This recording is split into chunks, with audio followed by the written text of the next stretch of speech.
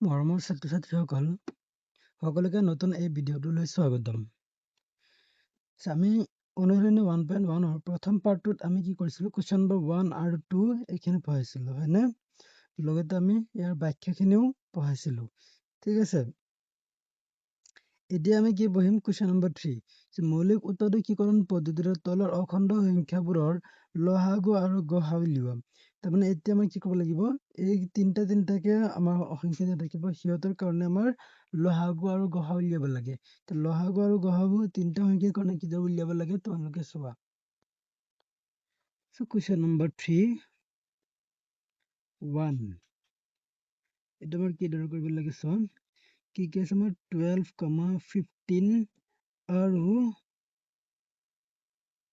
21, ঠিক আছে। প্ৰথমতে আমি কি লিখিম, 12 মৌলিক উৎপাদকীকৰণ। 12 মৌলিক উৎপাদকীকৰণ কি হ'ব, 2 6 জাৰ 2 3 জাৰ, তাৰমানে 2 into 2 into 3, হয়নে? নেক্সট কি আছে আমাৰ 15। 15ৰ মৌলিক উৎপাদকীকৰণ কি হ'ব চোৱা, 15 মানে আমাৰ কি হ'ব, 3 into 5, কি হ'ব 3 into 5, ঠিক আছে। নেক্সট কি আছে আমাৰ 21। 21ৰ কাৰণে কি হ'ব আমাৰ 3 into 7, এইকেইটাতো হ'ব, হয় নে নহয়? এতিয়া ইয়াত চোৱা আমাৰ কি আছে, তিনিওটাত এটা বস্তু কমন আছে, সেইটো আছে কি আমাৰ 3 হ'ল। ইয়াৰ বাহিৰে কিবা কমন আছে নে নাই? চ' এতিয়া আমি ইয়াৰ পৰা কি লিখিম, গতিকে গসাগু 12, 15 আৰু 21 ইকুৱেল টু কিমান হ'ব আমাৰ 3 হ'ব, ঠিক আছে। আৰু লসাগু আমাৰ কি হ'ব চোৱা, লসাগু 12, 15 আৰু 21 ইকুৱেল টু কিমান হ'ব, কি হ'ব আমাৰ গসাগু যিটো আছে সেইটোতো আহিব 3 into, বাকী যিকেইটা আমাৰ ইয়াৰ ভিতৰত কমন পৰা নাই সেইকেইটা আহিব, ঠিক আছে। 2 into 2 into ইয়াত কি আছে আমাৰ 5 into 7, এইকেইটা পূৰণ কৰে কি হ'ব, 3 into 2 4 6, 6 into 2 12, 12 into 5 60, 60 into 7 কৰিলে কিমান হ'ব আমাৰ 420, ঠিক আছে। 2 নম্বৰটো আমাৰ কি আছে চোৱা, 17, 23 আৰু 29, ঠিক আছে। এতিয়া ইহঁতৰ ভিতৰত চোৱা, যদি আমি 17ৰ মৌলিক উৎপাদকীকৰণ কৰো,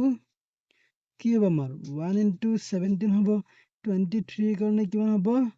1 into 23, 29ৰ কাৰণে কিমান হ'ব 1 into 29, এইকেইটাই কি হ'ব চোৱা, এই গোটেইকেইটা আমাৰ কি আছে মৌলিক সংখ্যা আছে, হয়নে? সিহঁতৰ ভিতৰত কিবা মিল আছে জানো 1ৰ বাহিৰে? তো 1টো আমাৰ দিলেও চলে নিদিলেও চলে, হয় নে নহয়? এতিয়া চোৱা, ডাইৰেক্ট আমি গসাগু লিখিলে কি হ'ব,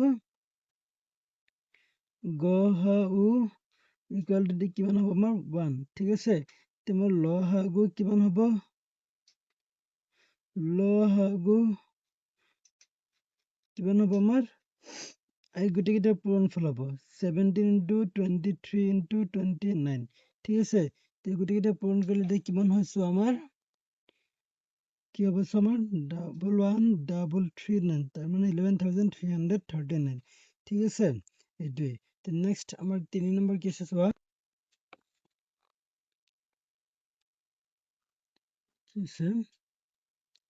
8, 9, 25,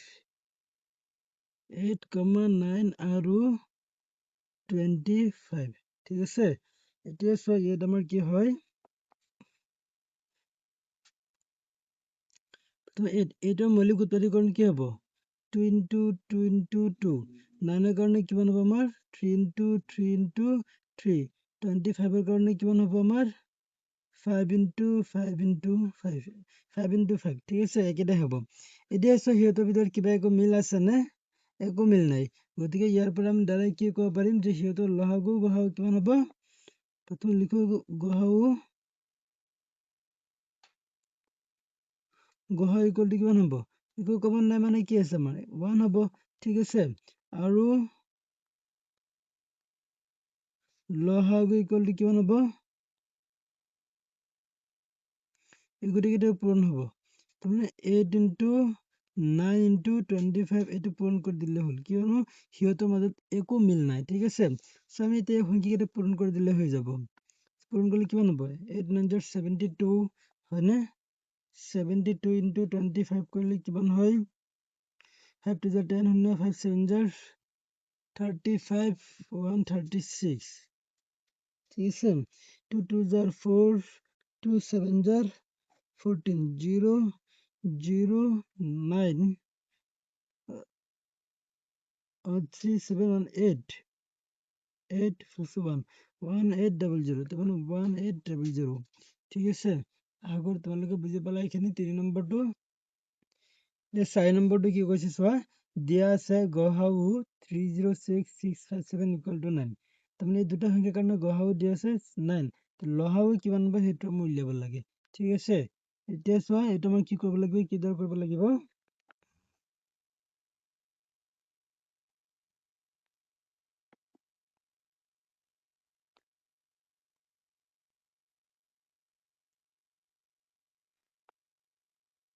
এই তোমাৰ কি দিয়া আছে,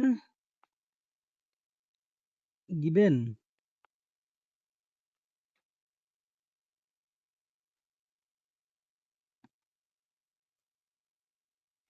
গসাগু 306657 = কিমান 9। তেতিয়া আমাৰ লসাগু কিমান হ'ব, আমি কি জানো,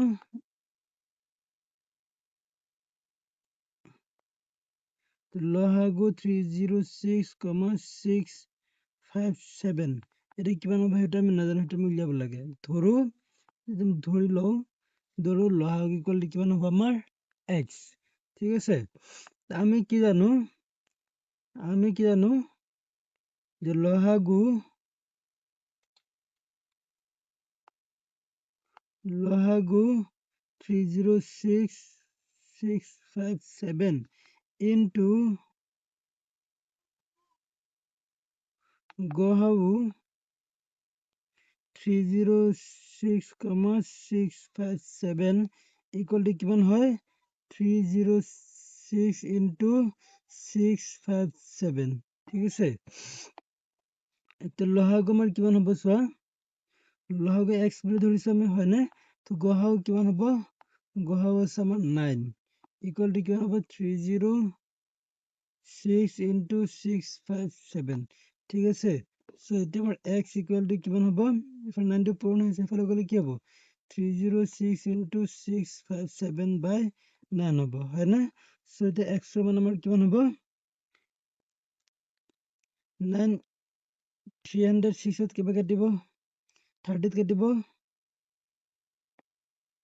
3 বাৰ হয়নে, 3 বাৰ কাটিব, 9 3 27, 30 মানে 27 মান থাকিব 3, 36ত কিবা কাটিব 4, 34। ঠিক আছে, তো এতিয়া কিমান হ'ব আমাৰ 34 into 657 into 34 = কিমান হ'ব, 4 7 28 or 8। ঠিক আছে, 4 5 20 4 5 20 4 7 28 or 8 4 5 20 20 আর থাকিব কি 2 22 2 থাকিব 1 4 6 24 হাতে 1 হবে 25। ঠিক আছে, আর 4 4 5 6 2 25 2 26 3 7 21 1 3 15 2 17 7 3 6 18 1 19 8 3 13 3 2 9 11 11 13 3 2 9 11 1 12 2 4 আছে 2 2 2 3 3 8 কিমান নম্বর 2 2 3 3 8। ঠিক আছে, এটি হচ্ছে আমার অ্যান্সার, অর্থাৎ ক্লাসে লিখে দিতে পারো গতিকে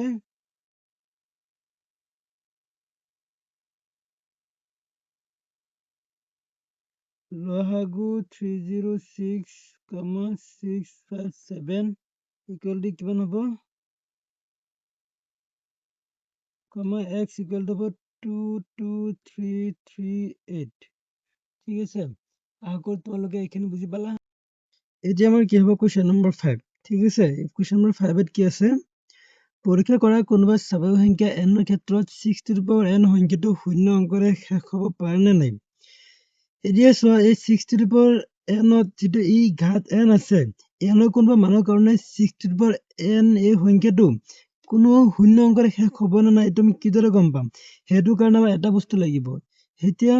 এই শূন্য অংকটোৰে শেষ হ'বলৈ হ'লে আমাৰ যিটো 6ৰ মৌলিক উত্তৰীকৰণ আছে বা 6 যিটো সংখ্যাটো আছে এইটো আমাৰ কি হ'ব লাগিব 5ৰে বিভাজ্য হ'ব লাগিব নাইবা আমি এইটো ক'ব পাৰো যে 6ৰ মৌলিক উত্তৰীকৰণটোত এটা উৎপাদক 2 আৰু এটা উৎপাদক 5 এই দুটাৰ পৰা মানে এই দুটা থাকিব লাগিব নহলে অকল 5 হে থাকিব লাগিব ঠিক আছে এতিয়া চোৱা আমি কিদৰে কৰো এটা আমাৰ কিদৰে লিখিব লাগিব যে n কোনো মানৰ ক্ষেত্ৰত 6 to the power n শূন্য অংকটোৰে শেষ হ'বলৈ হ'লে 6 to the power n 5 ৰে বিভাজ্য হ'ব অৰ্থাৎ আমি এইটো ক'ব পাৰো যে ইয়াৰ মৌলিক উৎপাদকীকৰণত 5 মৌলিক সংখ্যাটো থাকিব ঠিক আছে যে বস্তুটো প্ৰথমতে আমি লিখিলো তাৰ পিছত তোমালোকক বুজাই দি আছো সো ইয়াত আমাৰ কি আছে এতিয়া উত্তৰটো যে n কোনো মানৰ ক্ষেত্ৰত যদি 6 to the power n সংখ্যাটো শূন্য অংকটোৰে শেষ হ'বলগীয়া হয় তেন্তে ই 5ৰে বিভাজ্য হ'ব তাৰমানে এই 6 to the power n যদি শূন্য অংকটোৰে শেষ হ'বলগীয়া হয় তেতিয়াহ'লে কি হ'ব লাগিব 6 to the power n 5 অৰ্থাৎ এই 6 টো 5ৰে বিভাজ্য হ'ব লাগিব ঠিক আছে কিন্তু ইয়াত কি আছে অৰ্থাৎ কি কৈছে 6 to the power n ৰ মৌলিক উত্তৰীকৰণত মৌলিক সংখ্যা 5 থাকিব কথাটো বুজিব পাৰিছা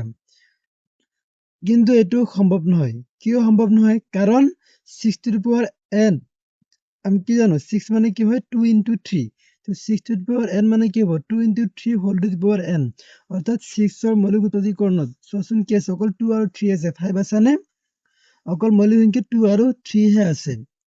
বুজিব পাৰিছা গতিকে পাঠ্যগণিতৰ মৌলিক উপপাদ্য মতে n ৰ এনে কোনো স্বাভাৱিক সংখ্যা নাই যাৰ ক্ষেত্ৰত 6 to the power n শূন্য অংকৰে শেষ হ'ব ঠিক আছে আশা কৰোঁ তোমালোক সকলোৱে এইখিনি বুজি পালা হল তোমালোকে এই 5 নম্বৰ উত্তৰটো অকল এইখিনি লিখি দিলে তোমালোকৰ কাৰণে হৈ যাব ঠিক আছে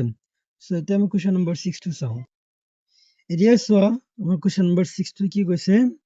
যে 7 into 11 into 13 plus 13 আৰু 7 into 6 into 5 into 4 into 3 into 2 into 1 plus 5 সংখ্যা দুটা কিয় যৌগিক সংখ্যা ব্যাখ্যা কৰা তো এটা এইকেইটা সংখ্যা এটা উল্লেখ কৰি দিছে যে এইকেইটা কি হয় যৌগিক সংখ্যা হয় ঠিক আছে এইকেইটা কিয় যৌগিক সংখ্যা হয় এইখিনি আমাৰ এটা ব্যাখ্যা কৰিব লাগে চোৱা আমি কিদৰে কৰো দিয়ে চোৱা প্ৰথমতে আমাৰ 6 ত কি আছে এটা সংখ্যা দিয়া আছে আমাৰ 7 into 11 into 13 plus 13 এতিয়া এইখিনিত আমাৰ কি আছে দুটা খণ্ড আছে দুটা খণ্ড আমি কিদৰে গম পালো প্লাছৰ আগত এটা খণ্ড প্লাছৰ পিছত এটা খণ্ড যেটো বিতৰণ বিধিমতে আমি ক'ব পাৰো যে এটো কি হৈছে পূৰণ হৈ আছে তে বিতৰণ বিধিমতে এটা আমি কি কৰিব পাৰো 13 এটা আমি কমন লৈ লম কমন লৈ ললে কি হ'ব এ থাকিব 7 into 11 প্লাস ইয়াত 13 ৰ পৰা 13 কমন গুছি গ'ল থাকিল কি অকল 1 এতে হ'ব হয়নে সো এতিয়া সম কি গম পাও 13 হোল ইনটু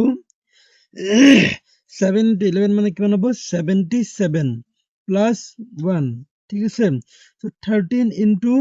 77 plus 1 কিমান হ'ব 78 ঠিক আছে এটা 78 ৰ মৌলিক উত্তৰীকৰণ কি হয় চোৱা 2 into 39 3 into 13 ঠিক আছে তাৰমানে ইয়াৰ পৰা আমি কিমান পালো 13 into 78 ৰ কাৰণে পালো 2 into 3 into 13 হয়নে তো 13 into 13 মানে কি হ'ব 13 স্কয়াৰ into 2 into 3 ঠিক আছে তো এতিয়া ইয়াৰ পৰা কি গম পালো ইহতৰ এতিয়া যিকেইটা মৌলিক উত্তৰীকৰণ আহিছে সম্পূৰ্ণ গুটেকেইটা কি আছে মৌলিক সংখ্যা হয় গুটেকেইটা উত্তৰীকৰণ হৈ আছে নে নাই সম কি গম পালো যিকোনো এটা যৌগিক সংখ্যাক আমি তাৰ মৌলিক উত্তৰকৰ গুণফল হিচাপে প্ৰকাশ কৰিব পাৰো তে এইটো মৌলিক উত্তৰকৰ গুণফল হিচাপে প্ৰকাশ হৈ আছে হয় নে নহয় একেদৰে আমি হেতু চাও এতিয়া চোৱা আৰু এটা কি আছে 7 into 6 into 5 into 4 into 3 into 2 into 1 plus 5 এইটো আছে হয়নে সো এতিয়া এইটোৰ কাৰণে আমি কি কৰিব পাৰো সো ইয়াতো এটা 5 আছে প্লাছৰ পিছত ইয়াত আৰু এটা 5 আছে সো এতিয়া ইয়াৰ পৰা আমি 5 এটা কমন লৈ লও সো কি হ'ব আমাৰ ইয়াত থাকিব কি 7 into 6 into 5 টো কমন গুছি গ'ল থাকিব direct 4 into 3 into 2 into 1 plus কি হ'ব এইফালে 5 টো কমন গুচি গ'ল 5 ৰ পৰা আৰু এটা 1 হে থাকিব হয়নে সো এতিয়া আমি ইয়াৰ পৰা কি কৰিব পাৰো 5 হ'ল ইনটু এতিয়া গোটেইকেইটা পূৰণ কৰা আচ্ছা মই সৰুৰ পৰা পূৰণ কৰি আহো 1 into 2 2 2 into 3 6 6 into 4 24 24 into 6 কৰিলে আমাৰ কিমান হয় 24 into 6 কৰিলে কিমান হ'ব 6 4 জাৰ 24 4 6 2 জাৰ 144 144 into 7 কৰিলে কিমান হ'ব 7 4 28 8 7 4 28 2 30 0 3 7 7 1008 কিমান হ'ব আমাৰ 1008 এফালে থাকিব কি প্লাস 1 আছে প্লাস 1 টো দিয়া ঠিক আছে এতিয়া সো ইয়াত আমাৰ কি হ'ব 5 into 1008 প্লাস এর মানে কিমান হ'ব 1008 প্লাস এর মানে 1009 হ'ব হয়নে এতিয়া সো 1009 এর মৌলিক উত্তරීকৰণ কি হয় আমাৰ 1009 ৰ মৌলিক উত্তරීকৰণ আছে নে এবাৰ টেষ্ট কৰি চাও হয়নে 1009 বাই প্ৰথম মৌলিক সংখ্যা আছে কি 2 2 ৰে 2 হৰণ যাব না যৌগিক কি বলে অযুগ্ম সংখ্যা যেহেতু গতি 2 ৰে হৰণ নাযায় 3 ৰে যাব না 3 যদি লছ হয় কি হ'ব 10 ত যাব 3 বাৰ থাকিব 1 10 ত যাব 3 বাৰ থাকিব 19 ত নাযায় তো এটো নহয় তো 5 ৰে তো নাযায় কাৰণ 5 ৰে যাব হলে একো স্থানত হয়তো শূন্য নহলে হাত থাকিব লাগিব গতিকে 5 ৰেও নাযায় তেল কি আছে আমাৰ নেক্সট 7 7 ৰে যাব না 10 ত যাব এবাৰ থাকিব 330 ত যাব 4 বাৰ থাকিব 229 ত নাযায় তাৰ পিছত আমাৰ 11 ললে কিমান হ'ব 100 যাব 9 বাৰ থাকিব 119 ত নাযায় ঠিক আছে তাৰ পিছত যদি আমি লও 13 কিবাৰ যাব ইয়াত যাব তোমাৰ 7 বাৰ থাকিব কিমান 99 ত নাযায় তাৰ মানে এটো নাযায় 1009 এটা কি হ'ব সম্পূৰ্ণৰূপে এটা মৌলিক সংখ্যা হ'ব ঠিক আছে তাৰ মানে আমাৰ ইমানখিনি হ'ব এতিয়া আছে দুটা সংখ্যাকে আমি কি কৰিব পাৰিছো এই দুটা সংখ্যাকে তাৰ মৌলিক উৎপাদকৰ গুণফল হিচাপে প্ৰকাশ কৰিব পাৰিছো হয় নে নহয় তা আমাৰ উপপাদ্য কি কৈছিলে যিকোনো এটা যৌগিক সংখ্যাক তাৰ মৌলিক উৎপাদকৰ গুণফল হিচাপে আমি প্ৰকাশ কৰিব পাৰো ঠিক আছে যিকোনো এটা যৌগিক সংখ্যা তাৰ মৌলিক উৎপাদকৰ গুণফল হিচাপে আমি প্ৰকাশ কৰিব পাৰো তাৰ মানে এইকেইটা সংখ্যা আমাৰ কি আছে তাৰ মৌলিক উৎপাদকৰ গুণফল হিচাপে প্ৰকাশ কৰিব পাৰিছো সেয়ে আমি ইয়াৰ পৰা কি কৰিব পাৰো সেয়ে বা গতিকে যদি 7 into 11 into 13 plus 13 আৰু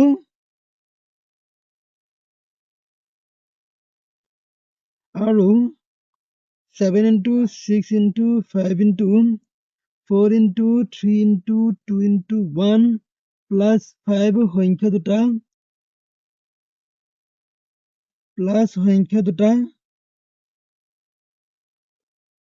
7 into 11 into 13 plus 13 আৰু 7 into 6 into 5 into 4 into 3 into 2 into 1 plus 5 এই সংখ্যা দুটা কি আছে এই সংখ্যা দুটাক মৌলিক উৎপাদকৰ গুণফল হিচাপে প্ৰকাশ কৰিব পাৰিছো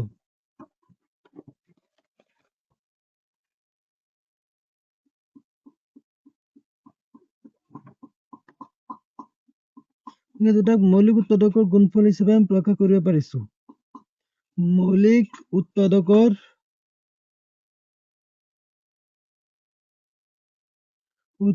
গুণফল হিচাপে প্ৰকাশ কৰিব পাৰিছো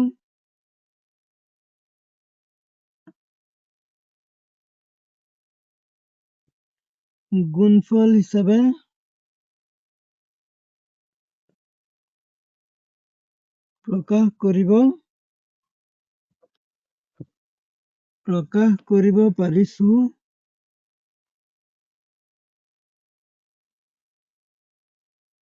প্ৰকাশ কৰিব পাৰিছো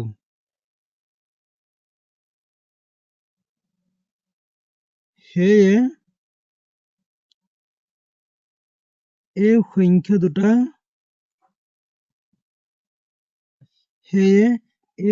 দুটা যৌগিক সংখ্যা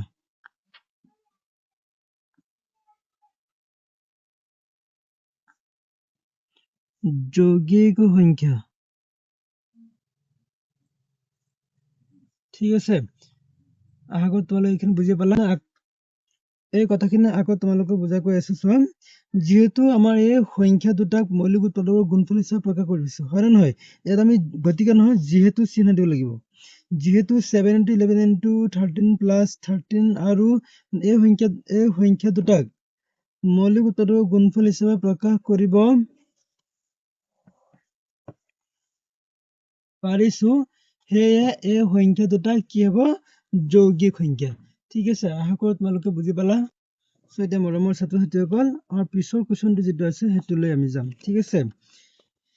এতিয়া আমাৰ পিছৰ কুৱেশ্যনটো কি আছে কুৱেশ্যন নম্বৰ 7 এই কুৱেশ্যন নম্বৰ 7 ত কি কৈছে এখন খেলপথাৰৰ চাৰিপিনে এটা বৃত্তাকাৰ পথ খেলপথাৰখন গাড়ীৰে এবাৰ ঘূৰিবলৈ সোনিয়াৰ 18 মিনিট লাগে য'ত একেটা ঘূৰণতে ৰবিৰ লাগে 12 মিনিট ধৰা তেওঁলোকে একেটা বিন্দুতে একে সময়তে আৰু একেটা দিশত যাত্ৰা আৰম্ভ কৰে কিমান মিনিট পিছত তেওঁলোক আকৌ আৰম্ভণি বিন্দুটোত লগ লাগিব তাৰমানে কি কৈছে সোনিয়া আৰু কি নাম কৈছিলে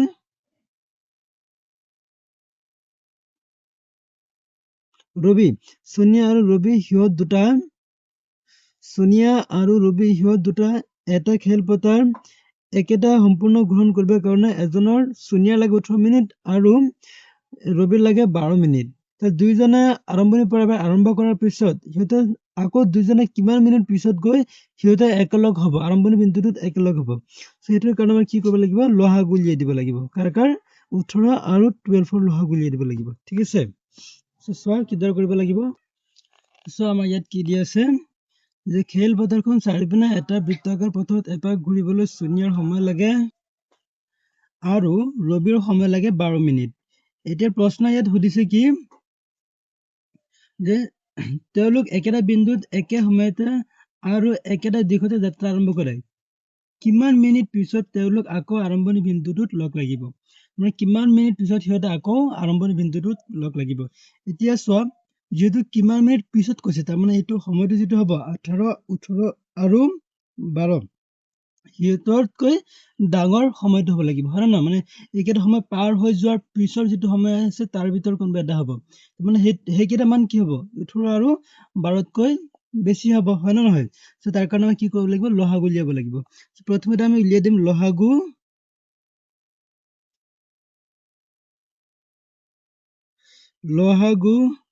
18 আৰু 12 আমাৰ কিমান হ'ব একলগ কৰি দিম ইয়াত চোৱা 18,12 দুটো সংখ্যা আমি কিহৰে কটাকটি কৰিব পাৰো 2 ৰে কাটিব 9 বাৰ ইয়াত কাটিব 6 বাৰ ঠিক আছে আকৌ 3 ৰে যাব 3 বাৰ ইয়াত যাব 2 বাৰ তাৰমানে কিমান হ'ল আমাৰ 2 into 3 into 3 into 2 ঠিক আছে কিমান হ'ল 2 into 3 6 6 into 3 18 18 into 2 মানে হ'ব 36 তাৰমানে হিয়তে আকৌ কি কৰিব 36 মিনিট পিছত আৰম্ভণি মিনিট লাগিব গতিকে তেওঁলোকে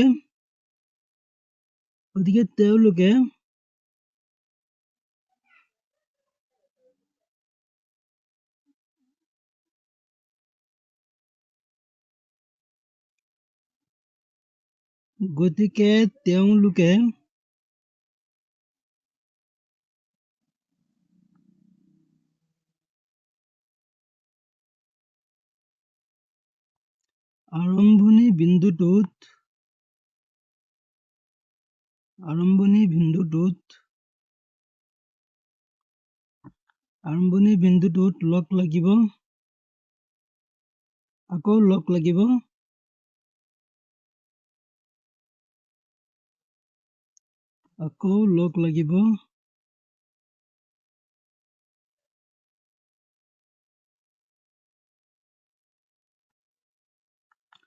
লগ লাগিব কিন্তু 36 মিনিট পাছত ঠিক আছে এইটো হৈছে আমাৰ তেওঁলোকে আৰম্ভণি বিন্দুটোত আকৌ লগ লাগিব 36 মিনিট পাছত ঠিক আছে আশা কৰো তোমালোকে বুজি পালা আজি এই ভিডিওটোত আমাৰ ইমানখিনি থাকিব ঠিক আছে এতিয়া আমাৰ পিছৰ কোৱেশ্চন কেইটা আমাৰ নেক্সট ভিডিওৰ নেক্সট পাৰ্টত আমি পাম ঠিক আছে 3 নম্বৰ পাৰ্টত আমি পাম ঠিক আছে আজিৰ কাৰণে আমাৰ ইমানখিনি থাকক